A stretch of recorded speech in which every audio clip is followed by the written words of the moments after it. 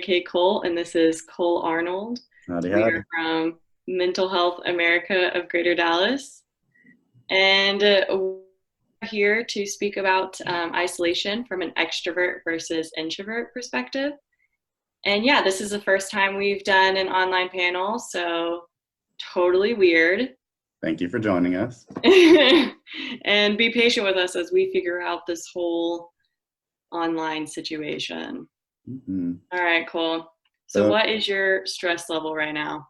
my stress level from an extremely introverted perspective is at, I'd say a solid 2 out of 10.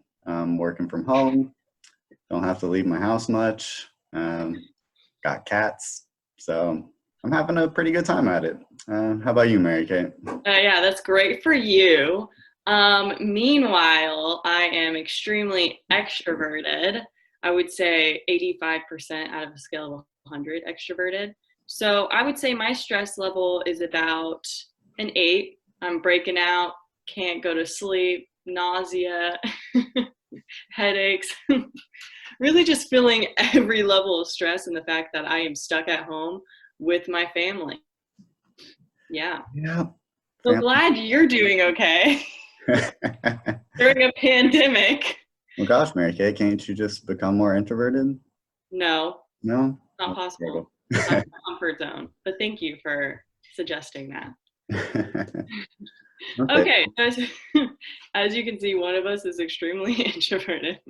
One of us is not and is an extroverted. So we're going to talk about the different perspectives of isolation and quarantining um, as a introvert versus an extrovert. Mary Kate, before we get into all the nitty gritty, I just wanted to know, what is your personal experience with isolation? Okay, so ironically, even though I'm incredibly extroverted, there was a good year in my adolescence where I was insanely agoraphobic. Sorry for the noise in the back, working from home, you guys. Um, but what it looked like was I couldn't go outside without having panic attacks. I was no longer going to school. I had a hard time hanging out with friends. And when I did hang out with friends, they would come to my house. It was almost like I created this security blanket with just being at home, and I could actually show my family what's happening. But the second I walked outside the doors, I had this immediate fear that people would see me in my distress and my panic, and then they would judge me. Yeah. So I just couldn't go outside my house for a while. And another thing was, any of y'all remember this, but Uvu was a big thing. It's kind of like Skype, but for multiple people. And I would Uvu my friends almost every single day for a couple hours. And I liked that because it gave me this, blanket effect where I could pretend to be completely fine and then shut off the camera, go have a panic attack and come back and be like, hey guys. So I was incredibly isolated. And even when I was with people, I wasn't being honest with who I was. And that itself isolated me more. So that's my experience. You? Absolutely. Me? Well, I wanted to hit on, you said agoraphobia at first. So when we say that, we're talking about, it's defined as the fear of being in situations where escape might be difficult or that help wouldn't be available if things go wrong. So when you Yeah. hear it, a lot of times people think, oh, you're too afraid to leave your house. And that's often like what it presents as. Like, going out is a danger, it's a threat, and it's terrifying, and we don't do it. So I was in a very similar situation, even though I'm insanely introverted. I have always struggled with social anxiety. So what that looked like for me was, I was in college. Every time I left my house and saw another person, um, the thought that they might try to talk to me would cause me such anxiety. I'd have a panic attack. I'd need to run away. So yeah, there was a good period in my life where I didn't leave my house. Even going to grocery shopping, I had to put my headphones in, eyes down, don't make eye contact with anyone. It really just shut down my life.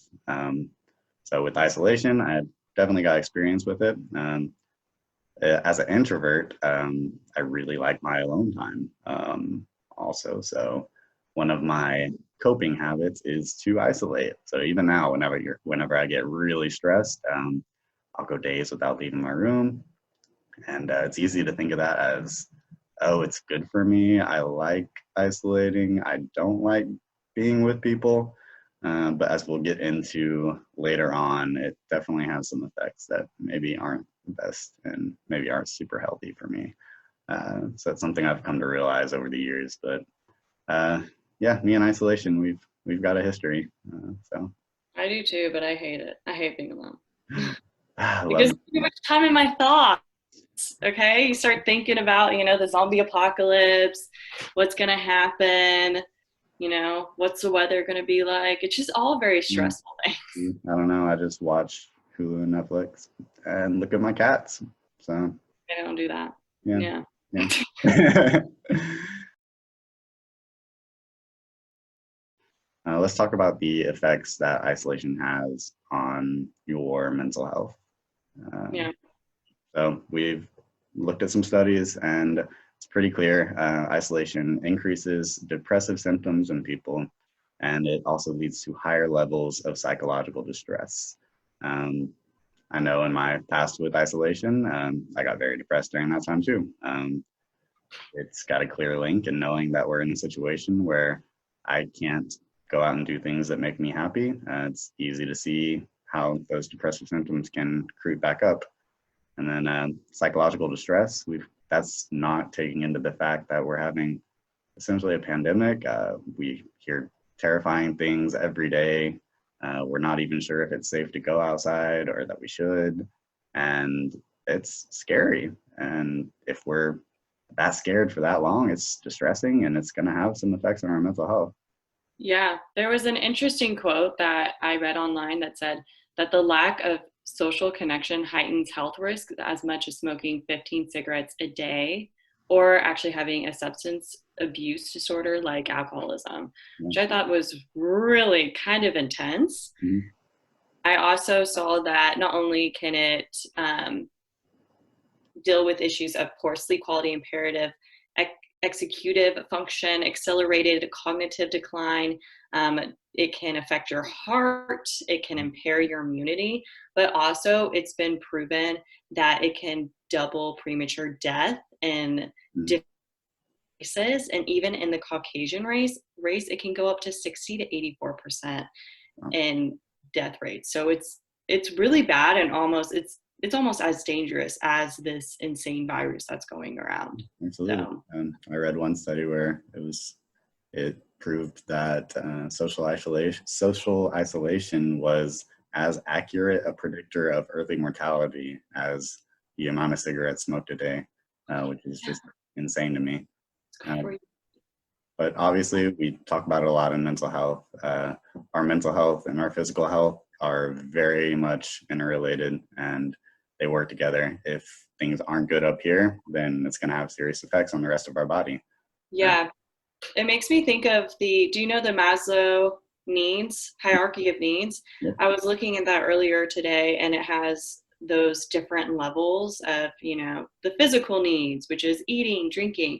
Then it has safety, which could be employment, or it could be having a home.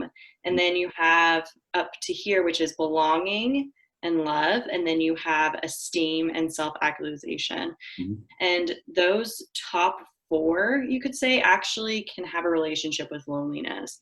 So loneliness and solitude can affect, how safe you feel. It can affect how belonging and love you feel in your community. And it can even help or not help your esteem and your self identity. So I just thought that was interesting how such a small part of our lives could affect so many elements of our needs.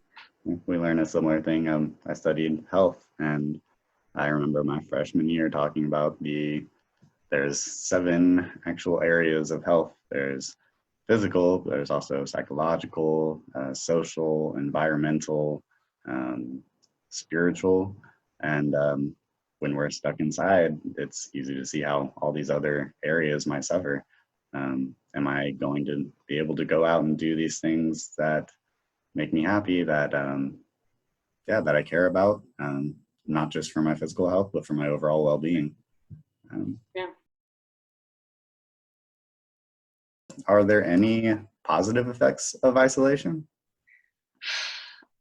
Yes. Very reluctantly admitting it, but there are. Unfortunately, there are.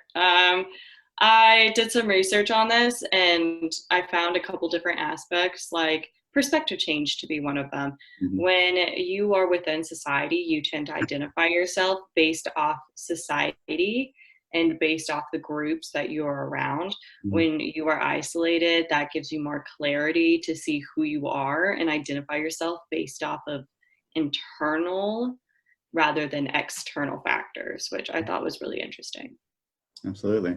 It reminds me of mindfulness, just being able to take some time to really check up on ourselves and our own well-being, um, and what we value has some really positive effects.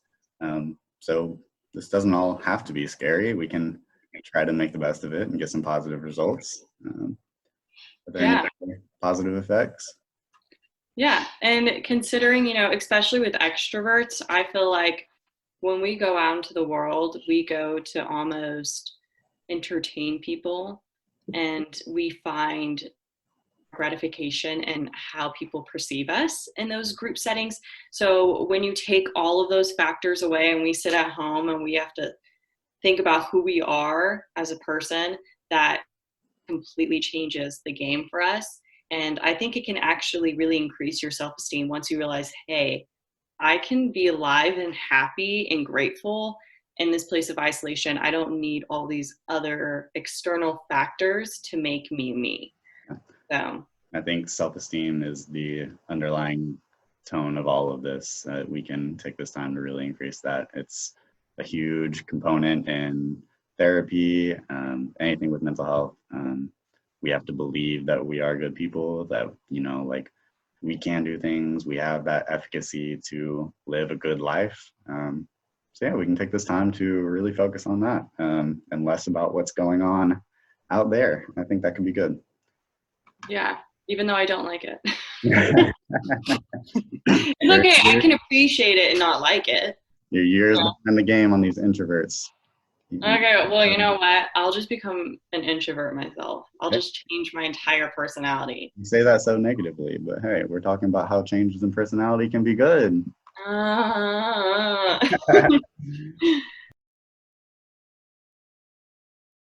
who are most at risk during this time of isolation? And so we've heard it a lot on the news, with this specific virus, that generally as young people, if we get it, it's gonna suck, but we're not super at risk. And it really talks about how the older population, the elderly, if they get this virus, then it's gonna have some serious life-threatening effects. And we want to really pound that home on your mental health as well. A lot of times, the elderly, the older people, they're already facing these social isolation challenges. They're not able to use technology to communicate with people as effectively as us. It's going to present a lot of barriers to maintaining their health. So I really want to highlight that during this time, it's important to keep your grandparents, any mentors that you have, in mind. Reach out, see if you can get them up to date on this whole technology thing, which is, so complicated, but hey, it's got some cool effects. I mean, it's to the point where they can't even leave their house to go get groceries sometimes because like Yeah. they're so scared that we're gonna come down and be affected. So I really want to highlight, the older population can really be at risk here as far as their mental health is concerned. What are some ways that we can help with isolation? So there's a few things that we can do. We can make a list of things that we like doing. When we look at new wave cognitive behavioral therapy, a lot of times when we're feeling depressed, the first step is to make a list of activities we like and just do them, even if it doesn't bring us pleasure, because that's what depression does. It takes away our pleasure from doing these things that we like. So the first step in overcoming that is actually making yourself do them. And it's shown that the more we do these pleasurable activities, the happier we become over time. So we can kind of make ourselves happy. So get a list of things that you can do by yourself that bring you happiness and bring you joy, and do them. Another thing that you can do is, same lines, make a list of people that you can reach out to when you're feeling lonely. Do you have this support system in place? Y'all, support systems, so important. Really work on developing that, but get a list of people who you can reach out to, who are open and receptive to the idea that you might be struggling with your mental health during this time. Reach out to them, keep that communication up. It's super important. And want to emphasize, if you're struggling with that and you don't really have that in place, give us a call at Mental Health America. We love to hear from you and support you in any way that we can. So keep us in mind. Yeah, and another couple things are giving back. One, we're all struggling. There are people getting laid off. There are people taking pay cuts. Nonprofits, we're struggling to a really hard degree, because who wants to give to nonprofits when the stock market's down, when everyone is losing their jobs? No one. But we're the glue of the community. So give back, support each other, be in community. Try telehealth therapy, try different ways to receive mental health treatment. And then also, and finally, remember that this will not be forever. This is temporary. Absolutely. This isn't going to be the end of the world, even though it feels like it. And we're all going to get through. Absolutely. We got this. We can do it. Stay positive. We're here for you. People care about you. We love you. Stay safe. Take care of your health. Reach out to people you love. And yeah. And adopt a plant. Or cats. Cats are really good company during this time. Oh, plants. But anyways, thank you guys so much for tuning in. And yeah, stay tuned. We're going to have a lot of cool panels and a lot of different professionals coming on to talk about the pandemic and panic, policy and mental health access, kids and fear, and more topics to come. So talk to you later. Thank you all so much. Bye.